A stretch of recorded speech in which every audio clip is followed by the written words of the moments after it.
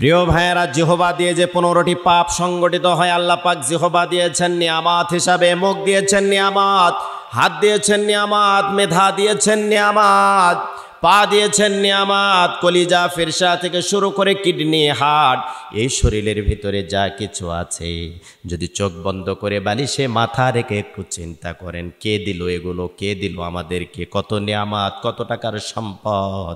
এরপরও একটা জিহবার কথা আমরা যদি বর্ণনা করতে যাই, জিহবা দিয়ে আমরা কতটুকু পাপ করি। কারো নাম খারাপ করে ডাকা জিহবা ছাড়া হবে না। নাম আজিমুদ্দিন আজি আজি করে ডাকছেন, এর নামে হলো এই ধরনের বহু কিন্তু নাম আছে।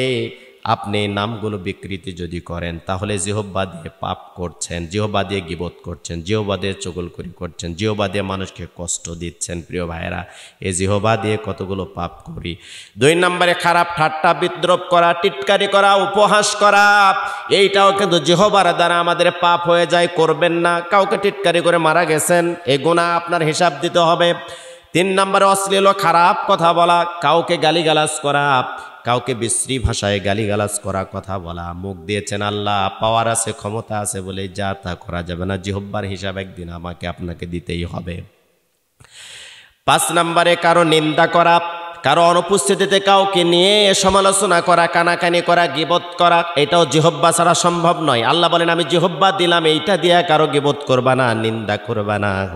6 নম্বরে অপবাদ দেওয়া যাবে না, যেটা আপনি জানেন না তা নিয়ে আপনি বেশি মাথা খারাপ করবেন না, বেশি সমালোচনা করবেন না। সমালোচনা করতে গিয়ে কিন্তু আপনি বেশি ভুলের মধ্যে পড়ে যাবেন, পাপের মধ্যে। 7 নম্বরে চগলখড়ি করবেন না, কারো অনুপস্থিতিতে কাউকে নিয়ে আপনি এত বেশি ভাবার কারণ নাই।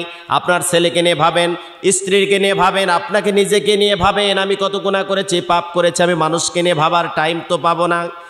এরপরে 8 নম্বরে বিনা প্রয়োজনে গোপনীয়তা ফাঁস করে দেওয়া। কারো কথা আপনি গোপন জানেন, বন্ধুর কথা, ভাইয়ের কথা, সন্তানের কথা আপনি চুপ করে থাকেন, গোপনে থাকেন। কারো গোপন পাপ যদি আপনি গোপনে রেখে দেন, কিয়ামতের দিনে আল্লাহ আপনার পাপটা গোপন রেখে দিবে।